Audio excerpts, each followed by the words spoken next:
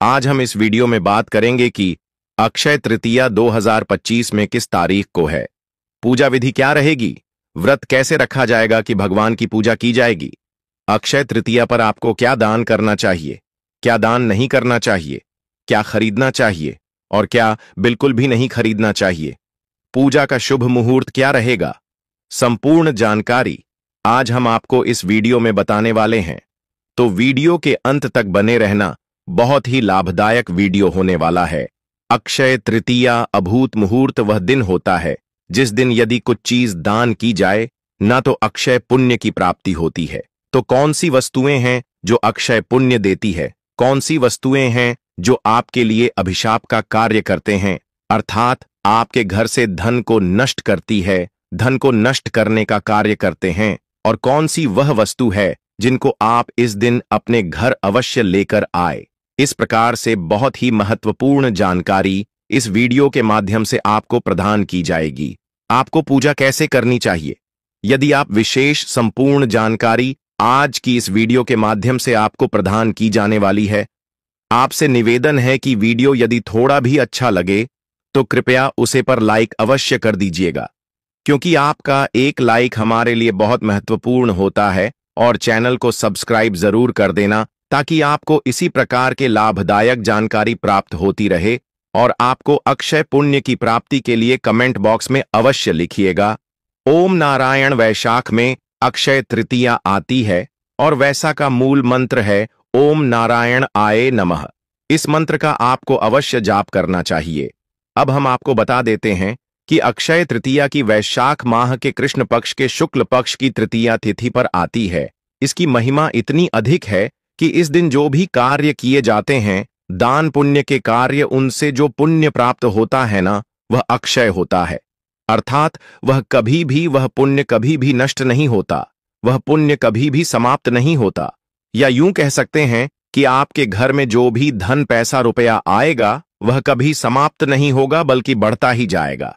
इसका महत्व इस प्रकार भी समझ सकते हैं कि अक्षय तृतीया को देखा जाता है, अब उसे सवार था, अर्थात यह कि यदि किसी की शादी के लिए मुहूर्त नहीं निकल रहा है या किसी भी मांगलिक कार्य के लिए कोई मुहूर्त नहीं बन रहा है, तो आप बिना कुछ देखिए, बिना कुछ सोच इस स्थिति पर वह कार्य कर सकते हैं, वह शादी विवाह का कार्य संपन्न कर सकते हैं।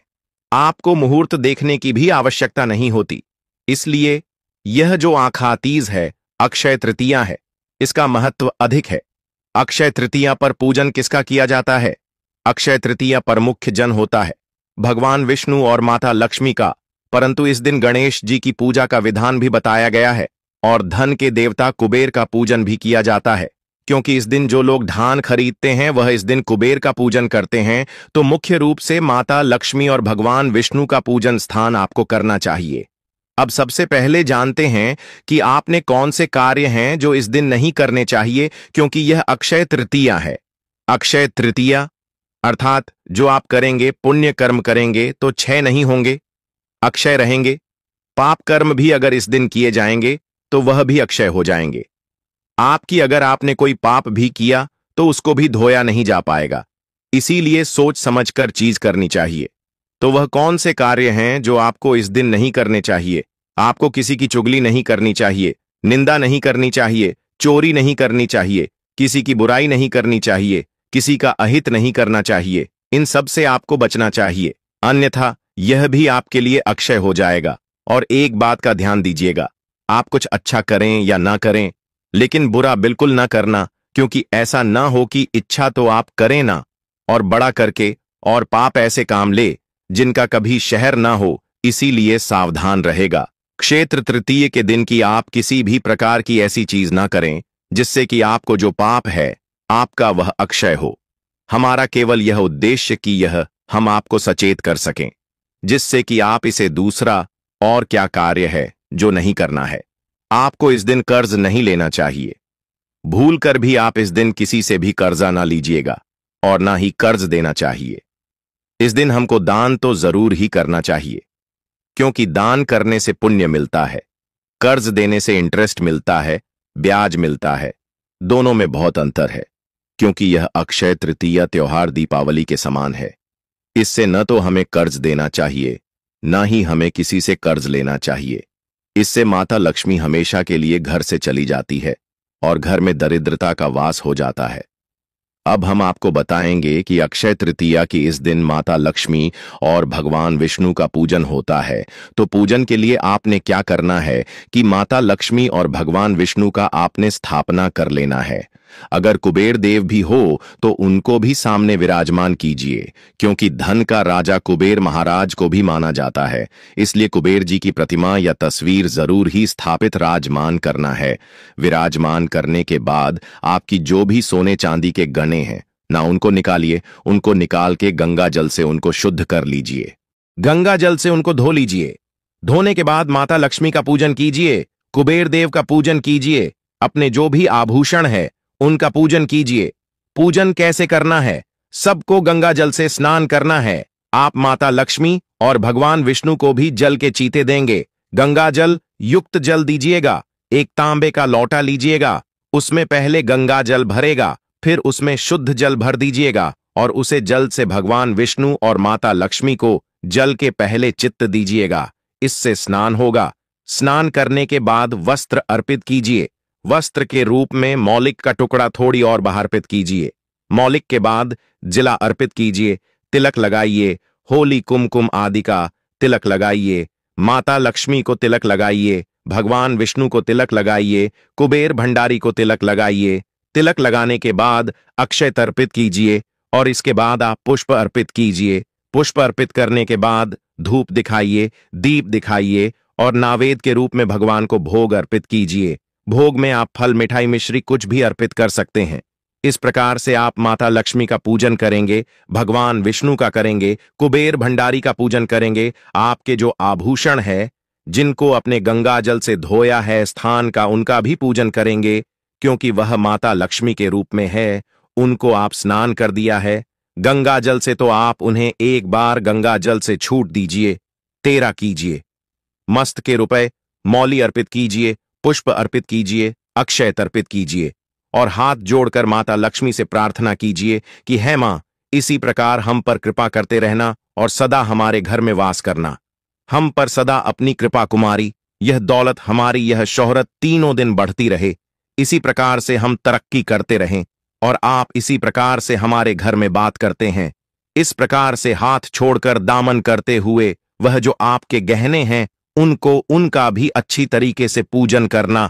ऐसा करने से क्या होगा कि माता लक्ष्मी आपके घर में बात करेंगे और आप दोनों दिन उन्नति करने लगेंगे। इसलिए आपको अक्षय तृतीया के दिन आपके जो भी गहन हैं ना, उनका पूजन करना चाहिए।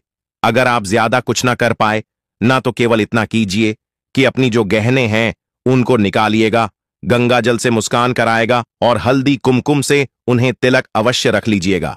ऐसा करने से क्या होगा कि दिनों दिन तरक्की होने लगेगी। आपकी जो लक्ष्मी है उसका वास अचल रहेगा। वास ऐसा रहेगा कि कभी वह जाएंगे ही नहीं। इसीलिए आपको आज के दिन अवश्य ही अपनी ज्वेलरी का पूजन करना चाहिए।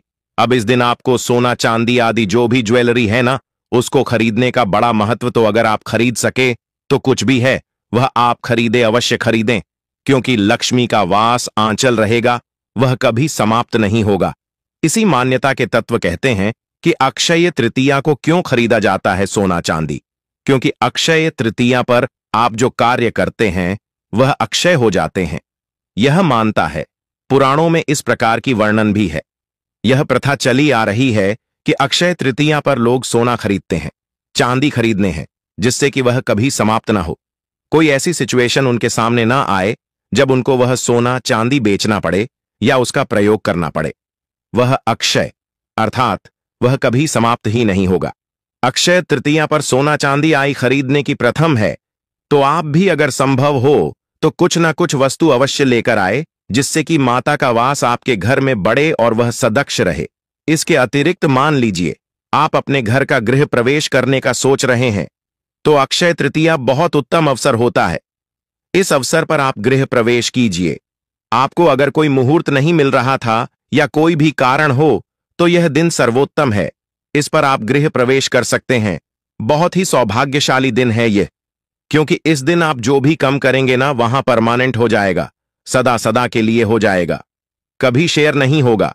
एक चीज मान लीजिए, आप कोई नया रोजगार आरंभ करना चाह रहे थे, कोई दुकान आरंभ करना चाह रहे थे, यह उत्तम अवसर है। ऐसा कोई भी कार्य है ना, आज आरंभ कर दीजिए। कोई प्रॉपर्टी या कोई बहाना आप खरीदना चाह रहे थे, तो आप अच्छे दिन के ही खरीदना, क्योंकि वह अक्षय तृतीया के दिन अच्छा हो जाएगा। यह बहुत ही उत्तम फलदायी रहेगा। अक्षय तृतीया के दिन यह खरीदना शुभ रहेगा। कोई प्रॉपर्टी आप खरीदने की सोच रहे थे, बहुत उत्तम रहेगा। इस दिन यह का एरिया आप करते हैं तो आपके लिए कल्याणकारी रहेगा, शुभ रहेगा। अक्षय तृतीया के दिन यदि आप मकान बनाना आरंभ करते हैं, मकान का नींव का मुहूर्त रखते हैं, वह भी बहुत कल्याणकारी। अक्षय तृतीया के दिन आप नए रिश्ते कर सकते हैं, सदा सदा के स्थापित होते हैं। जितने भी शुभ मांगलिक कार्य है ना, जो आपके हित में है, तो वह आप अक्षय तृतीया के दिन करें, आपके लिए कल्याणकारी ही रहेगा। जितने भी शुभ मांगलिक कार्य हैं, वह अक्षय तृतीया पर करें, कल्याणकारी रहेगा और सर के लिए स्थापित हो जाएगा। अक्षय तृतीया के दिन आपको दान अधिक से अधिक करना चाहिए। हमने आपको कहा कि कर्ज न देना है, न कर्ज लेना है, परंतु दान अलग चीज है। आपको प्राप्त हो रहा है, वह परमानेंट हो जाएगा, कभी क्षय नहीं होगा, कभी समाप्त नहीं होगा, सदा सदा के लिए स्थापित हो जाएगा। इसीलिए जितना हो सके आप अक्षय तृतीया प्रदान कीजिए। अब बात आती है जी कि क्या दान करना चाहिए। कान में श्रेष्ठ संविधान है। अनुदान अन्न एक मंद है, जिससे मनुष्य, देव और पितृ तीनों को तृप्त किया जा सकता है, प्रसन्न किया जा सकता है। इसलिए आप अन्य दान कीजिए। इस दिन जितना आप अनुदान करेंगे, बहुत उत्तम रहेगा। बहुत सारे लंगर लगे होते हैं, भंडारे लगे होते हैं, लोग खाना खिला रहे होते हैं, पानी पिला रहे होते हैं। आप स्वयं करवाइए। यदि इतना ना कर सके तो उसमें शामिल हो जाइए, उसमें अपना योगदान दे दीजिए।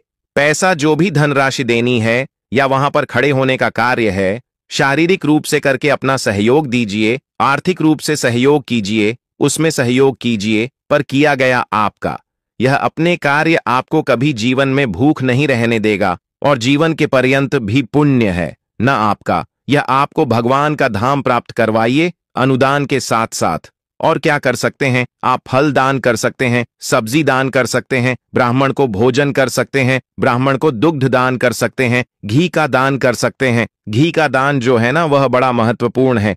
देखिए, जीवन में अच्छी चीज है जो आपको अक्षय पुनीत रहता है, अगर उनका आप दान करते हैं तो यह चीज कौन सी है? देखिए, अन्यादान तो है ही, अनुदान के अतिरिक्त जो चीज है पुण्य में बढ़ोतरी करता है, अर्थात जिसे जो आपके पुण्य है वह सदा सदा के लिए स्थापित हो जाते हैं, परमानेंट हो जाते हैं। तो उसमें आता है झाड़ू का दान। झाड़ू का दान आपको अक्षय पुण्य देता है। झाड़ू दान जब भी आप देना, तो झाड़ू दान का जो समय है ना, वह होता है सूर्य उदय होने से पहले पहले ही आपको जो झाड़ू है वह दान करना चाहिए। और क्योंकि सुबह सुबह दाने तो खुली नहीं होगी, इसीलिए झाड़ू आपको एक रात्रि पूर्व ही ले आनी चाहिए, जिससे क्या ब्रह्म मुहूर्त में सूर्य उदय से पहले झाड़ू डालकर माचिस का दान बड़ा कल्याणकारी होता है। और अगर इस वर्ष की बात करें ना, इसका जो दान है वह और अधिक कल्याणकारी हो गया। क्यों? क्योंकि यह जो वर्ष है यह मंगल का वर्ष है, यह साल मंगल का साल है। इसी कल्याण का, जैसे मंगल अभी जो है राशि को चर्बी करने वाले हैं, राशि भी परिवर्तित करने वाले हैं। अब आप लोग सो रहे होंगे कि माचिस का दान कहां करना है। आजकल माचिस कौंडन करता है, तो आपको माचिस का दान मंदिर में करना है। माचिस का ज्यादा उपयोग मंदिर में ही होता है, बड़ा प्रयोग होता है। जो भी भक्त आते हैं दिया जलाने के लिए माचिस प्रयोग करते हैं, या मंदिर की आरती जलाने के लिए पंडित जी माचिस का प्रयोग करते हैं। मंदिर में आप माचिस का पूरा डब्बा चाहिए। आपको झाड़ू और माचिस इन दोनों का दान करना चाहिए। अगला दान आता है आसान का दान। आसन का दान जो है वह बड़ा कल्याणकारी बताया गया है। आसान अगर आप किसी को दान करते हैं तो आपके जीवन में अशोक आराम आता है। क्योंकि आसान क्या है? आसान आप बैठने के लिए किसी को आराम दे रहे हैं, स्थान दे रहे हैं। तो इससे क्या होगा? जब आप आसान दान देंगे तो उसका पुण्य आपको यह मिलेगा कि आपको जो भी सुविधाजनक वस्तुएं हैं वह जीवन में अनेक सफलताएं आपके जीवन में आएंगे। आप नौकरी करते हैं, चाहे आपका बिजनेस है, व्यापार है, हर जगह सफलता प्राप्त होगी। आसन कैसा? आसान जो चटाई आती है वैसा ले लीजिए। इसके अतिरिक्त आप कुर्सी ले सकते हैं, जिससे पूजा पाठ बैठकर किया जाता है वह आसान हो सकता है। कोई भी आसान लीजिए, पर आसान कॉलेज के दिन आवाज या इसके तरीके अपने मंदिरों में देखा होगा कि जितनी भी प्रतिमाएं होती है न सबके ऊपर क्षेत्र लगा होता है। तो आप छात्रदान करें, छात्रदान करें। छात्रदान यदि कर सकते हैं तो छात्र, क्योंकि कहीं सोने के होते हैं कहीं चांदी के होते हैं, वह सबके लिए संभव तो नहीं है। यदि आप कर सकते हैं तो बहुत कल्याणकारी है। वह दान भी आपके लिए अति कल्याणकारी रहता है और अक्षय रहता है। अब मान लीजिए कि आप छात्रदान नहीं कर पा रहे हैं तो आप चांदनी का दान कीजिए। चांदनी चांदनी प्रयोग में आती है, जाने लगी होती है। जो टेंट में प्रयोग होती है तो चांदनी का दान कीजिए, या फूलों का भी छात्र बनता है। फूल जो होता है न फूलों के छात्र बनते हैं, उन फूलों के छात्र का आप दान कीजिए, आप मंदिर में दान कीजिएगा। इसका जो पुण्य है वह अति कल्याणकारी रहेगा। आप प्रयास कीजिए, इस सच्चे तृतीया पर कर सके तो अभी कीजिए, पर आपको करना आवश्यक ही चाहिए। देखिए, हम बहुत सारे को दे रहे हैं, यहां पर सारे के सारे करने चाहिए। कोई भी एक भी कर सकते हैं, आप कोई परेशानी नहीं है। कोई एक कीजिएगा, अगली बार कोई दूसरा कर दीजिएगा, पर कीजिएगा। अगली वस्तु जो महत्वपूर्ण है वह भी बहुत ही महत्वपूर्ण होता है। तो उसे जो पुण्य फल प्राप्त हो जो है सभी लोग प्रदान नहीं कर सकते, क्योंकि महंगा भी आता है और आर्थिक रूप से इतनी समृद्ध नहीं होते कि सभी लोग घी का दान कर सके। पर यदि आप कर पाए हैं तो घी का दान की जी का दान आपके लिए उत्तम रहेगा। इसके बाद नमक का दान भी आप कर सकते हैं।